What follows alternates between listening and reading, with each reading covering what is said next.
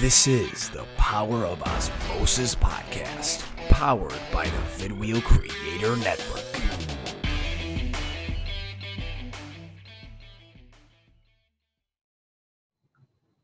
Hi, everyone. This is the Power of OZmosis video podcast, powered by vidwheel Creator Network. I'm John Osberg, aka Johnny Osmosis, and I'm joined today by a great friend, a mentor, someone who's inspired me both in proximity and from afar over the last 10 years or so that I've known him. And so it's my pleasure to welcome John Bourdage of Bourdage Consulting to the Power of OZmosis video podcast. John, welcome. Thank you so much, Johnny Osmosis. I'm glad to be here. Yeah, I'm glad to have you, my friend. And it's really cool to kind of see that over a decade ago through our mutual connections through Now University and other community endeavors that we've maintained such a close relationship. And my gratitude to you here and on air, of course, for all the tutelage and mentoring you've given to me. So I'm excited to really, for our audience, as always, it's how do we pack in inside of a 20, 40, 60-minute period as much actionable, useful insight and information with the goal of only bettering our audience, our watchers and listeners, our millions of them. And in this case, this is going to be something cool. This is going to be a 3-part series involving John Bourdage and myself, all things social intelligence. And so today, John, before we get into your introduction and who you are, your path to now and where you're going, today's going to be flavored in effective communication. Things like listening, nonverbal communication, clarity, respect, all of that, body language. We're going to get into that. And who better than to have John Bourdage, the legend himself here, a social intelligence operative. That's your phrasing, by the way. Coined that phrase. Yes, I did. You coined it not for yourself, John, but for who you're trying to groom. This is what we're trying to develop. We're trying to develop social intelligence operatives. You got it. So, John, more from you then. Yeah, I was going to say maybe an intro. Sorry to overspeak you. No, it's social intelligence operative. Let's define that. These are people that use social intelligence skills, principles, and ideas to achieve their strategic objectives in life. All right. Understanding that power of force multiplication and collaboration, that's how you win. That's truly how you win in life.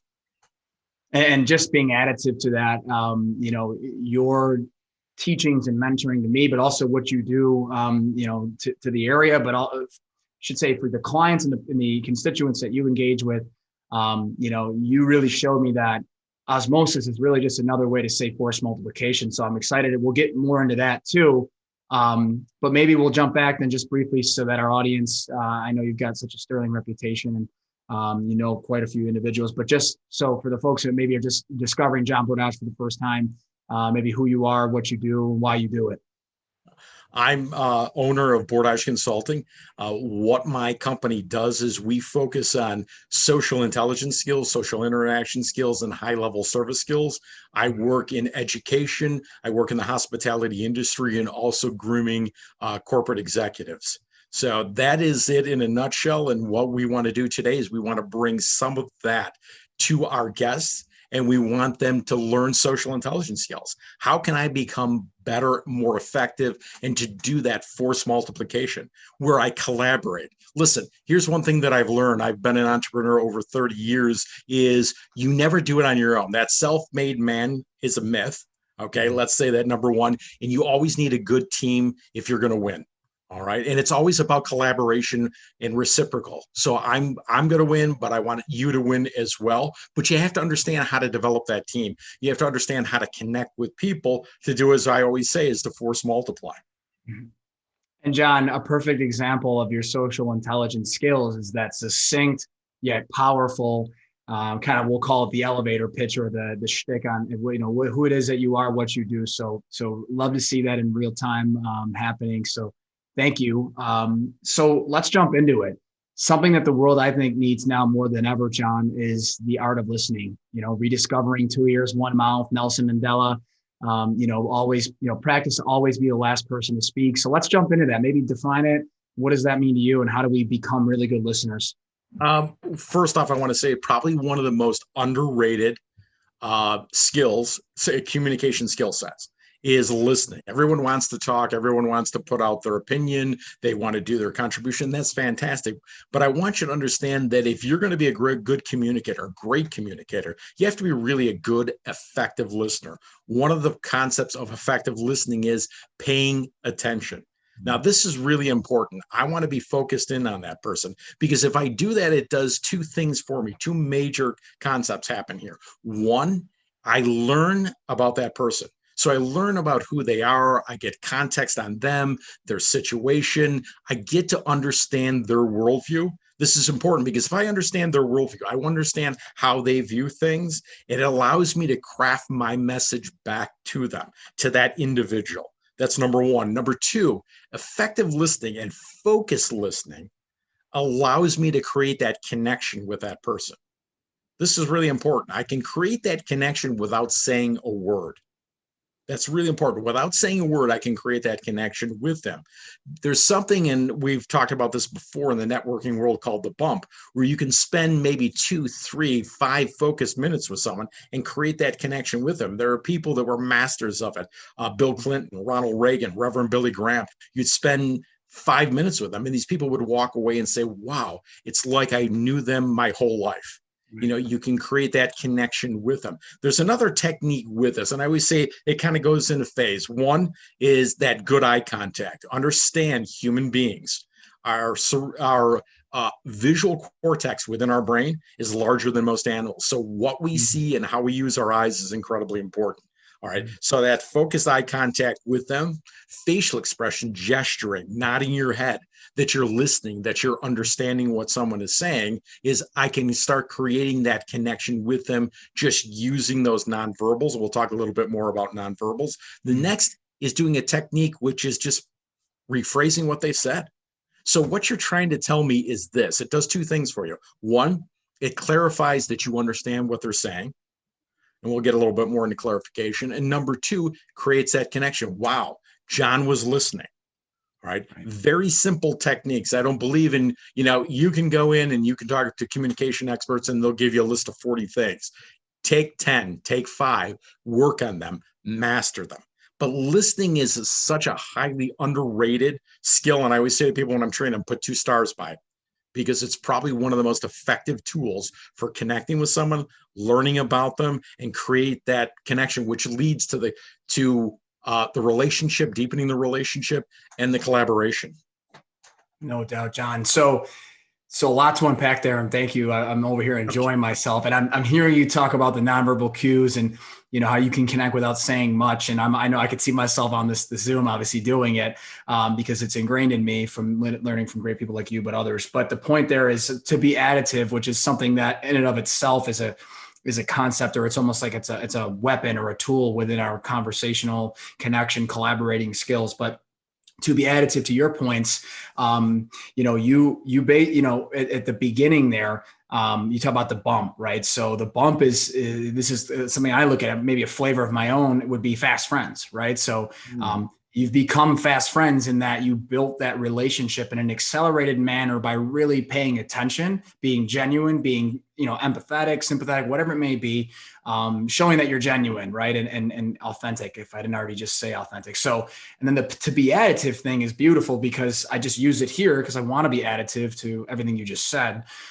which again, so eloquently said, but saying to be additive is a call out, whether the person on the other side hears it or not. But it's a call out to say, hey, I heard you. I heard what you said. It's important to me. And so I want to follow on with either a point, a question, maybe just to give some kudos. But so fast friends and to be additive, just to put into that kind of that listening piece there. I love that. That's fantastic. When you do that, we'll talk a little bit more about the rephrasing, but when you say that, you clarify one.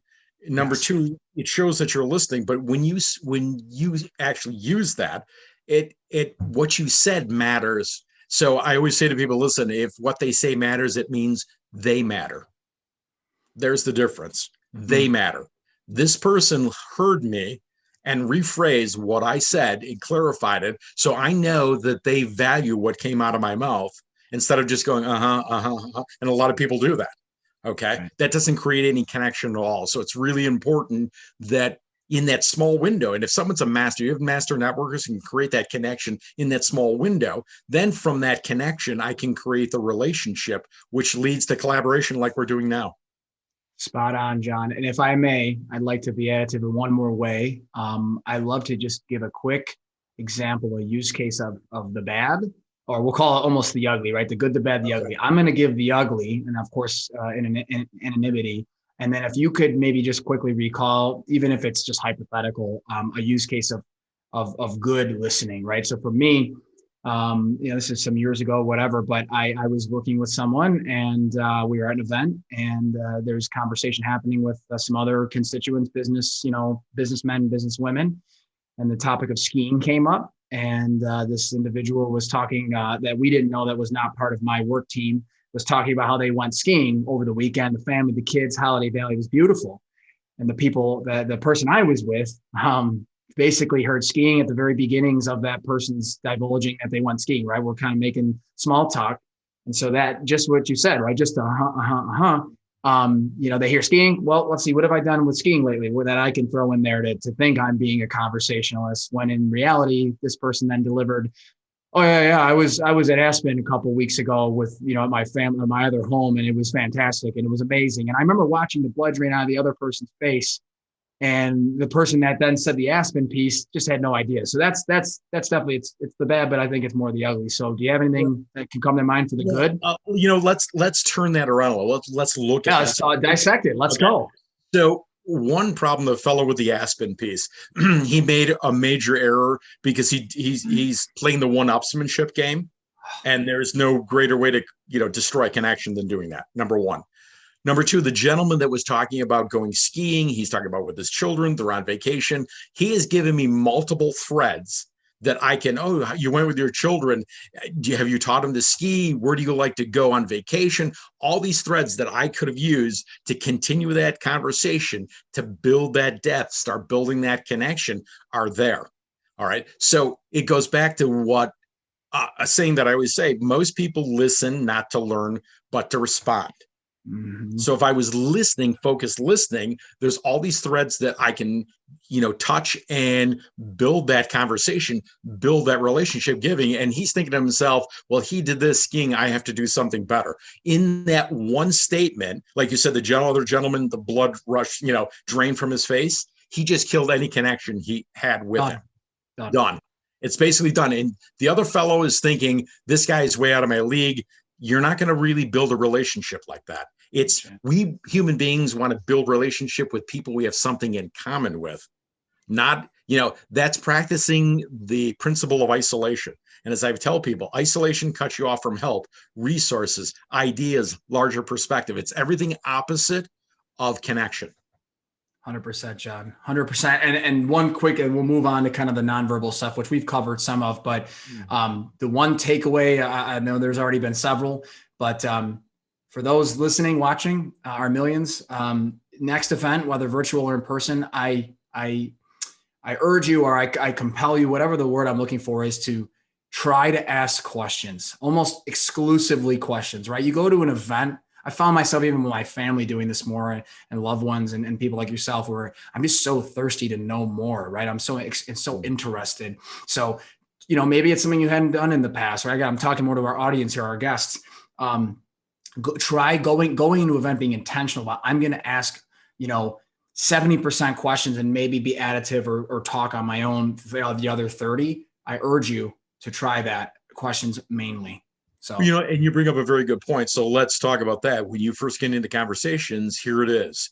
Let that other person talk 70% of the time. You want to get them talking about their favorite subject, which is themselves, for a couple of reasons. They like to talk about that. And number two is you learn. All right. Who, what, why, questions that elicit answers, not just yes or no. My favorite one is, wow, that's interesting. Tell me about that.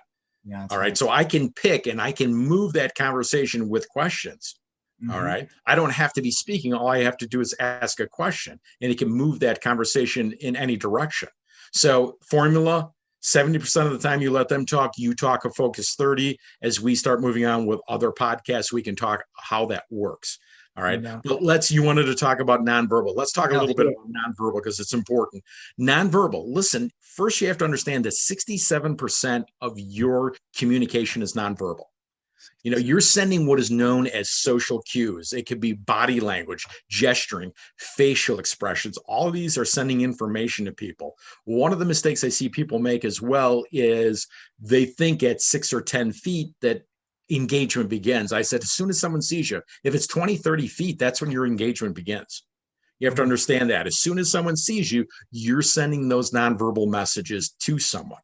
All right. So it's important that your verbal is synced with your nonverbal. Okay. Here's another one. Well, as I'm talking to someone, I'm in that engagement distance. I want to relax open stance. Open stance is I'm not standing directly in front of someone, because if I stand in front of someone, it's like the bear's in front of them. Step off to the side. This is something from tactile communication skills. And what this is that when you step off to the side, it mentally calms someone down. I'm maintaining my distance. I'm not getting into their space. They're very relaxed. Some people will say, hey, listen, he's so easy to talk to. Why? Because they're practicing these concepts, all right, that they understand that. Here's the other one I always say, make good eye contact with a person. And you'll hear me say this over and over again, good eye contact. Don't be floating off in other spaces, because if I'm floating in too many other areas, it's almost sending the message two things. It's disrespectful, and it's sending the message you're not important enough to focus on. So that's really big, just holding that eye contact in this area of the face. We don't want to dead stare them, but in that area of the face, they'll say 70% of the time, that's minimum. I say 80 or 90% of the time, you want to be there. And that comes with that extreme focus and also that concept of the bump. All right. Because from that connection, then I can create the relationship. Then I can do the collaboration, the force multiplication. It's kind of a stepping in process. Very well said, John. It's cool to think back to, in when events were a thing, which I know we're starting to get back more to, which is great, of course, safely. But it's cool even in my own world. And I'm hoping, but also having faith that our listeners and watchers maybe have ideas or memories, I should say, come to mind of times when they were at an event pre-COVID, where they did do that, right? I can see myself at some of the events that I had gone to where, I remember, John, you talked about this, you taught this, and I've been at a lot of your events live and virtual, where you talk about like letting water you want to be able to let water out of your circle. Right. And if it's a really important conversation where you don't want to necessarily, on the flip side, right, have others join, we close that circle up so that the water stays in it. But it's just having that body language, and even sitting, John, if we were sitting together right now, am I going to sit kind of off to the side when you're over here, or am I going to be kind of met with you and really focused in on you? So even in the sitting phase, right? If you sit down and have a drink at that event, same kind of thing. Maybe expand on that, and then weave in some other nonverbal items. And I want to zero in on, like I said. So I change the orientation of my body. So I'm facing them and I'm not sitting off. I'm sitting directly to them, which creates that focused connection. Now, as this COVID things change, I'm sure we're going to go back to a more normal space. They're talking about it already. But let's take this into the office space. If I have someone come into the office and I want to create that connection with them, I don't stay behind my desk. I have 2 chairs out. I'm going to go out and I'm going to sit with them out there. It creates that closer, more kind of intimate, communication, which you create the connection with. Giving a little bit of that humanity, a little bit of that warmth. Like I said, how do you create influence? Well, influence is connecting to someone on a deeper emotional level. All right.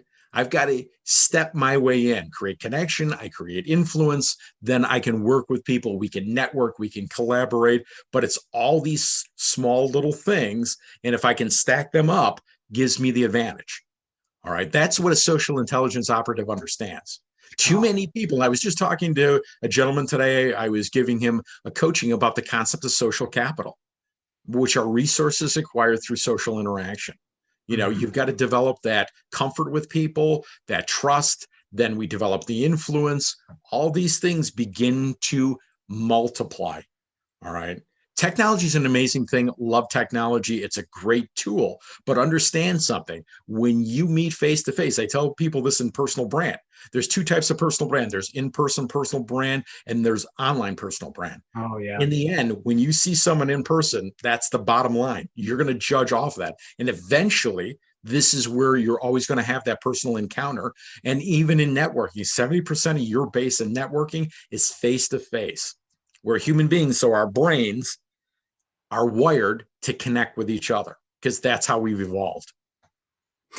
Beautifully said, John. I want to extract something there. I so love that. And I love that, we had a kind of a game plan for what we talk about, but we're kind of getting into some exciting, kind of peripheral things, right? Of course, always value focused. So I love that you said that because it's so true. Be the same in person as you are through the screen. And that's something that, or really, you didn't necessarily say that, but you said where it matters most really, of course, is in person. But I want to just extract that for those that are listening, watching, it really could, there's no one wants to have the in-person meeting with someone where they have that idea of who they are because of they see their digital footprint, right? This person has energetic photo and their comments have a lot of exclamation points and emojis and whatever else, right? Or even more specifically, their picture has been updated, whatever, right? If we really want to get deep here. But the point is, be the same through the screen as you are in person and vice versa, so that you have that. It goes back to branding, right? Personal brand. You want to have it so that there aren't any surprises, right? So like the picture you have up is from 20 years ago. You're waiting in a coffee shop. You don't even recognize the person because it's like, what is that? Or like, I was looking for someone completely different. Or again, just like, you're thinking this is going to be an energetic person, and then all of a sudden the person's really mild mannered. So they have a picture of themselves hang gliding or something like that, or me doing the osmosis skill. Let's go. And this is what I tell people, and this is a little bit on the personal brand concept: is make sure across all your platforms, everything is consistent. All right. So if you're the consummate professional on LinkedIn, and then on Facebook, there's a picture of you dancing on a table with a lampshade on your head. All right. And then they meet you, and I have 3 different brands. Which one is the real brand? Right. Okay. That comes into something called brand consistency. Because if I see one brand here and another brand here, one undermines the other if they're not consistent.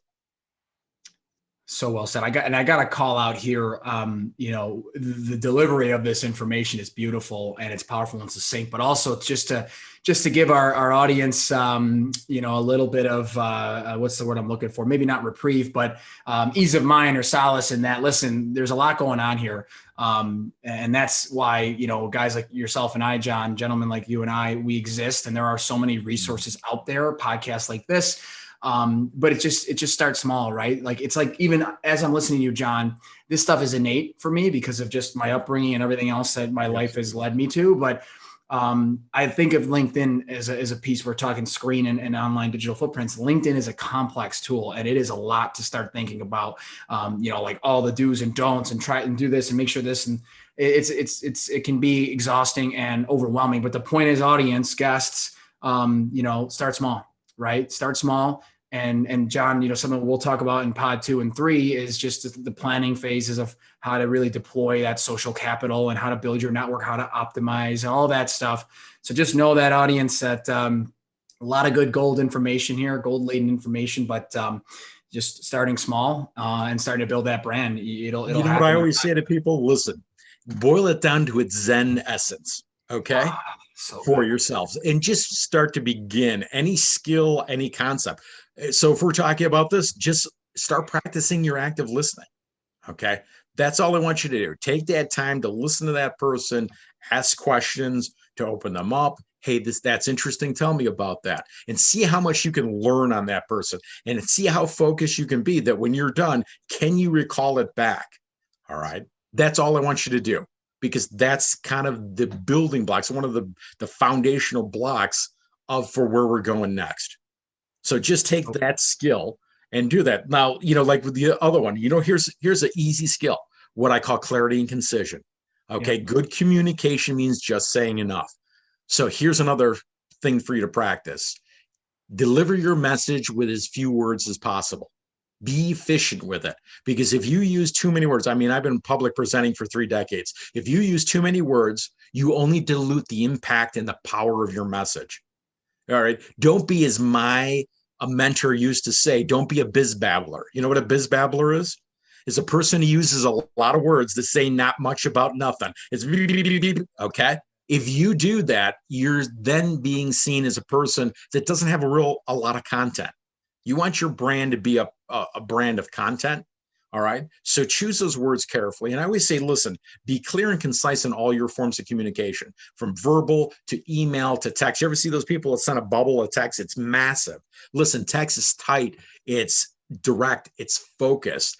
Don't ramble. I don't care what form of communication you're doing. Don't ramble, because there's someone, you remember we were talking about, like, let someone talk 70% of the time and you talk 30. When you get really good, master networkers can let someone talk 80 and they talk a focused 20. You can do 30 or 20, but to do that focus, I can't be a biz babbler.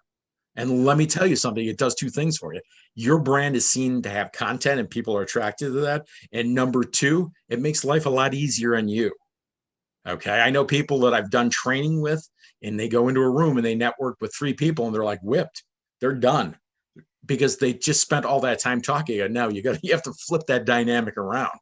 Because what did you learn? If I point to that person, what did you learn? They go, I don't know. I go, then you've got to look at it, flip the formula around, let them talk the 70 or the 80, you talk the 30 or the 20. You're going to find you're going to come out with a lot more, and it's going to be much easier. Incredibly said. And you mentioned, so a couple of things, John. You mentioned Zen, right? So that Zen-like kind of aura, essence, ethos. Oftentimes a master networker will have that. They'll be someone who you could tell is pretty calm, collected, put together.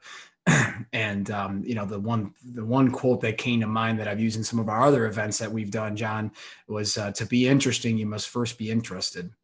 Right. And absolutely.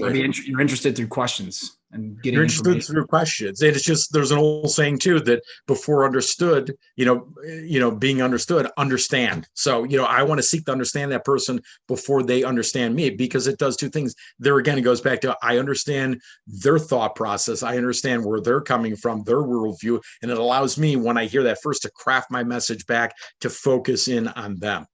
All right. Here's something, if you want to go to that Zen level, it's a concept in Japan called Aiki. What that means is I means to blend, unite, join, or harmonize, and ki is the energy.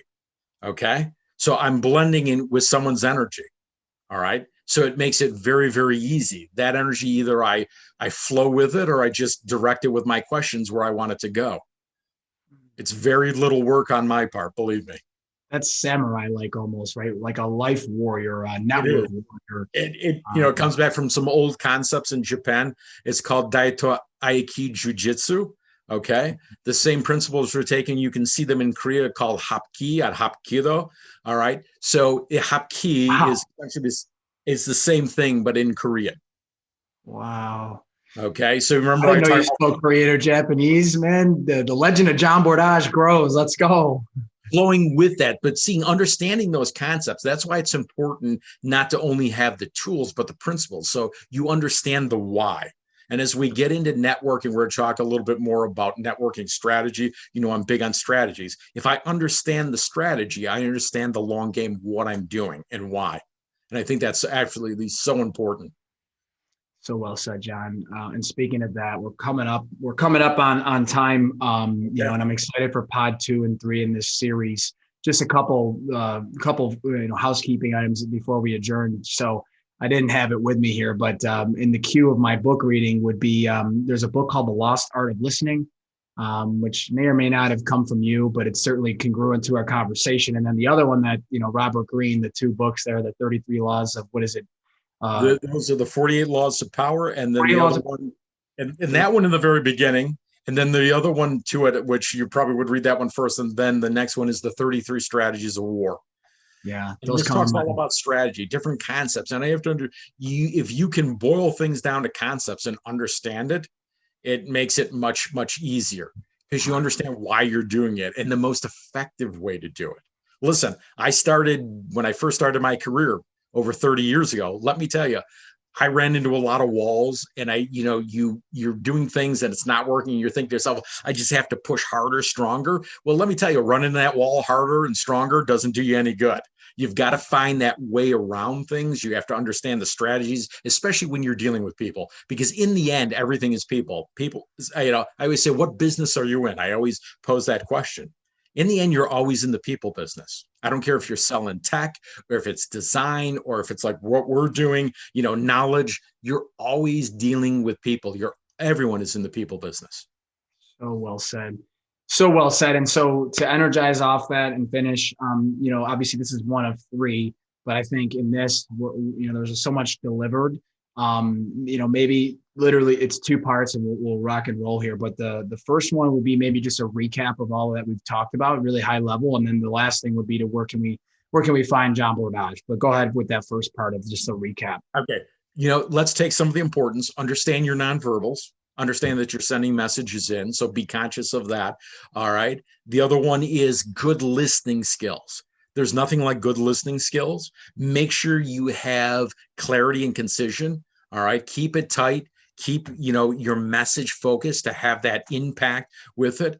The other one is I always say to people, remember, and what you're doing always when you deal with people, and I want to add this in, is always treat people and their ideas with respect. All right. You don't have to agree with them, but treat them with respect. If you treat people and their ideas with respect, they will always want to engage with you.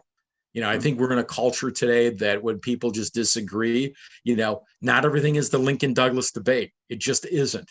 And if you want to be a good collaborator and a good networker and connect with people and do that collaboration, always respect them. That's kind of the bottom line. Great finishing point there, John. Gold laden. And then where can we find you, John? You can find me at bourdageconsulting.com. All right. Or, simply if you want to give me a call, 716-550-2618. And I would be more than happy to do private consultations, private coachings, if you want me to do public speaking, keynotes when that comes back on, or corporate engagements. Please give me a call. You'll be very glad you did. I'm certainly grateful, John, for your time here. And then again, for the last decade plus of collaboration and sincere insight and just resonant tips and tricks to better my craft, which, like you said, we're in the knowledge business. We're in the people business. So my gratitude to you. Sorry, John. No, I don't want to talk about, but thank you so much, Johnny Osmosis, for having me on. I had a great time, and I look forward to our future collaborations, my friend. I am as well. And so the gratitude that's happening here, as always, in conclusion, I'm grateful to vidwheel Creator Network here in Buffalo, New York, my podcasting partner and team. So without them, this isn't possible. And again, John, for your time, our most valuable commodity, currency, asset, whatever you want to call it. So thank you again. And we'll see that's it. And we'll see everyone then on the next series in the near future. So thanks again, everybody, for watching.